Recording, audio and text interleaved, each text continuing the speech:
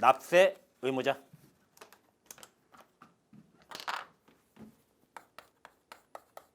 자, 납세 의무자예요.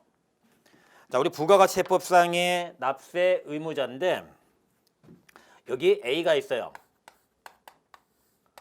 근데 우리가 이제 물건을 파는 사람, 매출자, 뭐 여러 가지 표현을 쓸 수 있지만 부가가치세법에서는 공급자다 이렇게 표현을 해요. 로마에서는 로마법을 따릅니다. 공급자. 근데 이제 그런 거는 있어요. 제가 이거 왜 공급자로 쓰는지 하나 소개해 드려 볼게요. 어떤 회사, 네, 뭐 무식이 회사네요. 근데 우리가 회계 용어를 잠깐 좀 소개해 드리려고 그래요. 이거를 제가 만들어서 팔아요. 이걸로 먹고 사는 회사예요. 그러면 그걸 제품이라고 그래요. 그 재화를. 그렇죠? 근데 그때는 매출로 잡습니다. 적을 때. 근데 이걸 사서 팔아요. 그러면 그게 상품이에요. 근데 그거 매출로 잡습니다. 그런데 이걸 날르던 트럭을 팔아요. 그럼 매출로 안 잡습니다. 따로 손익을 잡지. 왜 그러냐면 이 사람들이 먹고 사는 게 생수인데 그럼 생수를 팔아갖고 얼마나 이문이 남는지 이익률은 얼마나 되는지 이래야 그 회사를 평가하는 데 도움이 되는 거예요. 근데 어쩌다 한 번씩 일어나는 기계 팔고 트럭 팔고 이런 것들은 별도로 잡는 거죠. 그렇죠? 그런데 만약에 우리가 매출자라고 표현을 하면 사람들이 어떻게 착각하냐면 재고자산, 상품 제품을 재고자산의 대표적인 예거든요. 재고자산 팔 때만 부가세가 있는지 오해할 수 있다는 거예요. 왜? 내가 기계를 팔면 제 기계 소비해야 안 해요? 사가는 애 소비하죠. 내가 트럭 팔면 제 트럭 탈 거야 안 탈 거야? 타겠죠. 그러니까 트럭을 팔아도 기계를 팔아도 원재료를 팔아도 재고자산을 팔아도 부가세는 있기 때문에 공급자라는 용어를 택한 거예요. 우리 세법이 이게 자 그렇게 보시고요. 그 다음에 자 이제 이쪽은 B예요. 그럼 우리가 이제 보통은 사는 사람이라고 그러잖아요. 근데 얘가 공급자라고 하면 얘는 공급받는 자라고 이제 부가가치세법이 있습니다. 역시 매입자라는 표현보다는 이 용어를 더 좋아한다는 거예요. 왜냐하면 재고자산을 사는 것만을 의미하는 게 아니기 때문에 이게 그래서 이제 공급자, 공급받는 자 이렇게 구분을 하는데 자 문제는 얘가 파는 게 쌀이면 안 돼요. 왜? 얘는 부가세 면제를 받았죠. 그러니까 반드시 과세 대상을 팔아야 돼요. 그게 재화든 용역이든. 그렇죠? 그러면 이제 보세요. 얘는 소비자죠. 더 이상 없다고 칠게요. 그러면 담세자죠. 그렇죠? 자, 그럼 잘 생각해 볼게요. 식당입니다. 홍길동이에요. 가정주부입니다. 그럼 과세 대상이에요, 밥은. 그럼 세금을 줘야 돼요, 말아야 돼요? 줘야 됩니다. 여기는 과세 사업자니까. 그렇죠? 그런데 지금 부가세 신고 납부 의무가 있을까요, 없을까요? 없죠. 비사업자니까. 근데 부담한 매입세액은 있는데 매입세액 공제는 못 받아. 근데 사업자야. 자, 이 쌀집이에요. 부가세 부담해요, 안 해요? 하죠. 근데 부가세 신고해요, 안 해요? 쌀 팔고? 안 하죠. 그러니까 매입세액 있는데 매입세액 공제 못 받죠. 자, 과세 사업자예요. 그럼 어떻게 해요? 부가세 당연히 있고 어떻게 해요? 매입세액 공제 되죠. 사업자 여부를 불문한다. 소비자는 사업자만 소비하자 이런 거예요. 그러니까 얘는 사업자 여부를 불문한다. 이렇게 부가가치세. 근데 이 사업자는 과세 사업자도 있고 면세 사업자도 있다. 불분이라는 건 비사업자도 있다는 거죠. 이해되셨어요? 오해하시면 안 돼요. 면세 사업자는 지가 파는 거에 대한 부가세가 없는 거지 지가 과세 대상을 소비하는 거는 세금을 줘야 돼요. 왜냐하면 파는 애 입장으로 따지는 거거든요. 우리는. 자, 그런데 여기서 우리가 보시면 이제 과세 사업자는 여기서 이제 매출세액이 나올까요? 안 나올까요? 나중에 나오겠죠. 그러니까 과세 사업자잖아요. 그러면 이제 살 때 부담한 요 부가세 매입세액 공제가 가능한 거죠.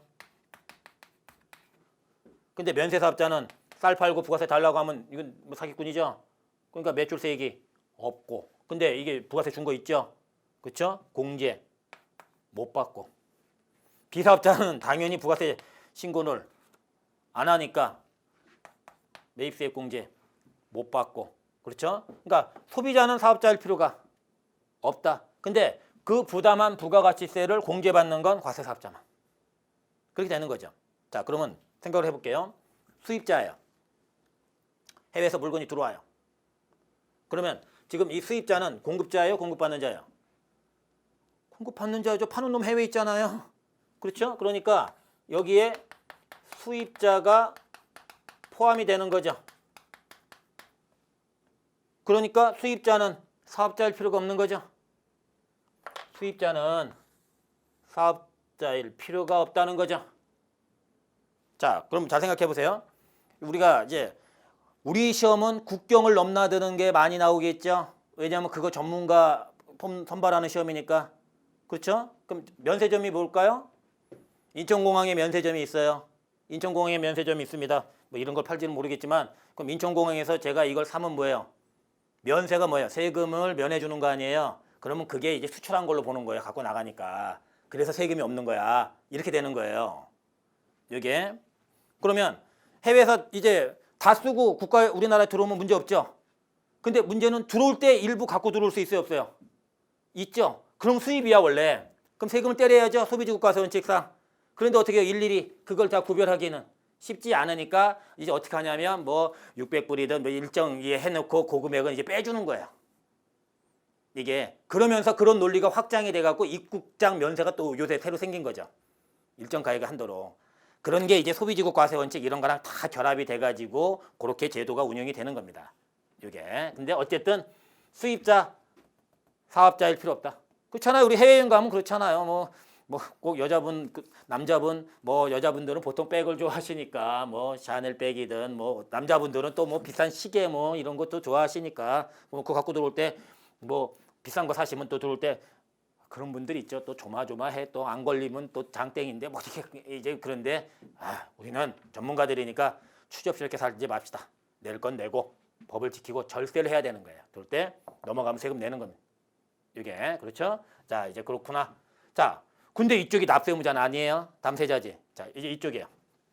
자 이제 이쪽인데 이제 공급자가요. 잘 보세요. 저희 와이프예요. 저희 와이프는 참고적으로 전업주부입니다. 뭐 그렇게 하면 와이프가 싫어하려나? 홈 매니저예요. 가정 경영을 하시면. 자 그러면 집에 헌 가구가 있어요. 결혼한 지 저도 이제 꽤 됐는데 그걸 하나 팔았어요. 근데 가구는 쌀이 아니에요? 쌀이 아니니까 과세네.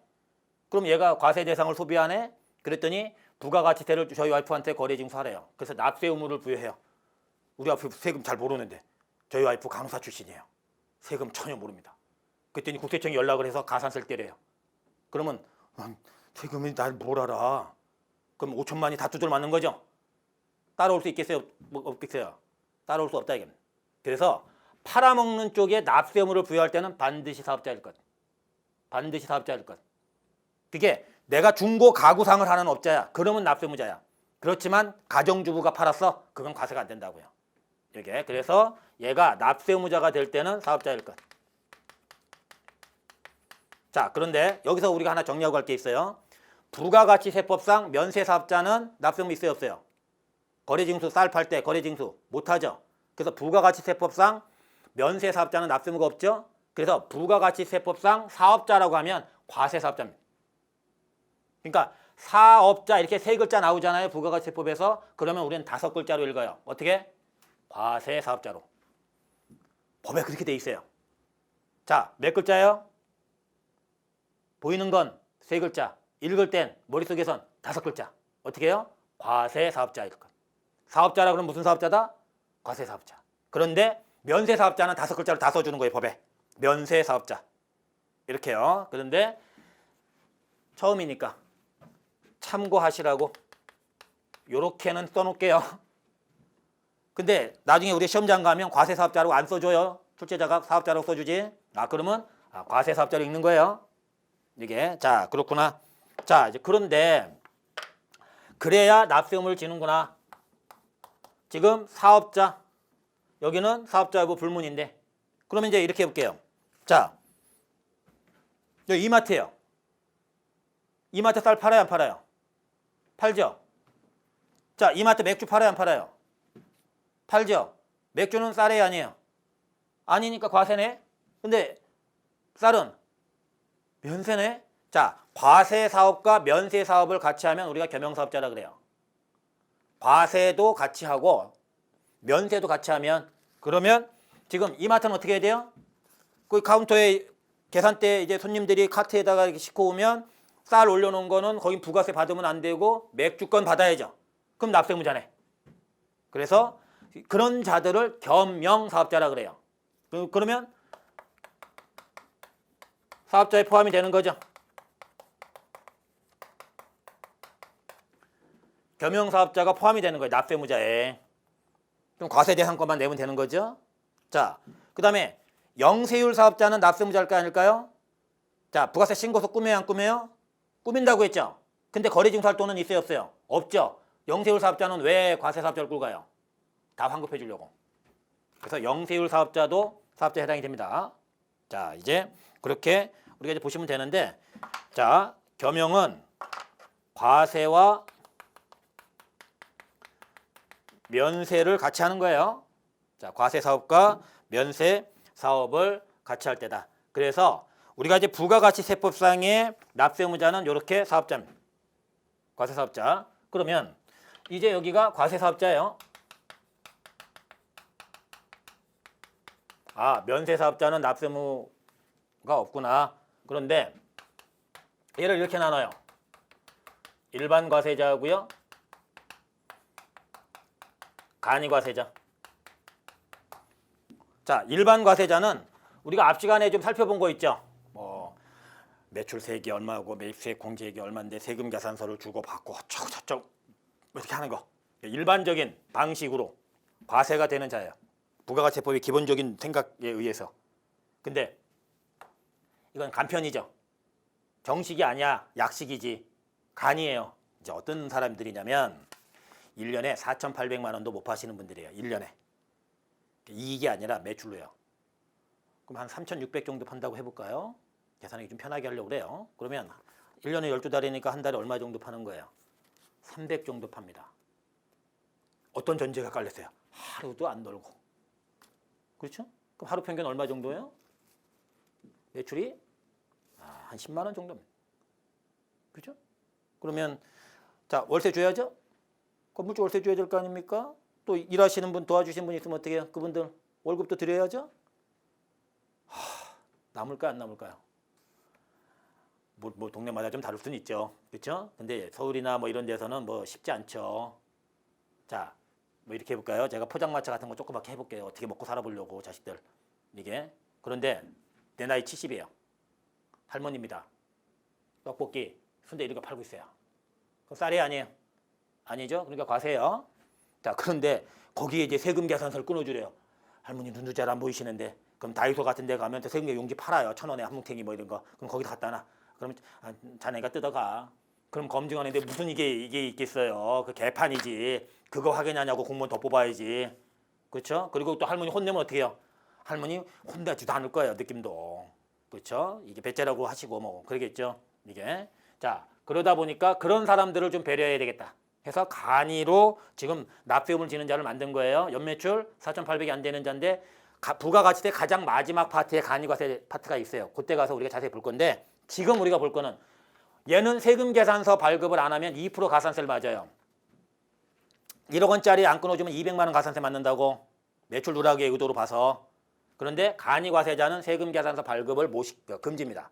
오히려 검증하는 데 애를 매길 수 있다 해서 이게. 그래서 세금 계산서 발급 금지다.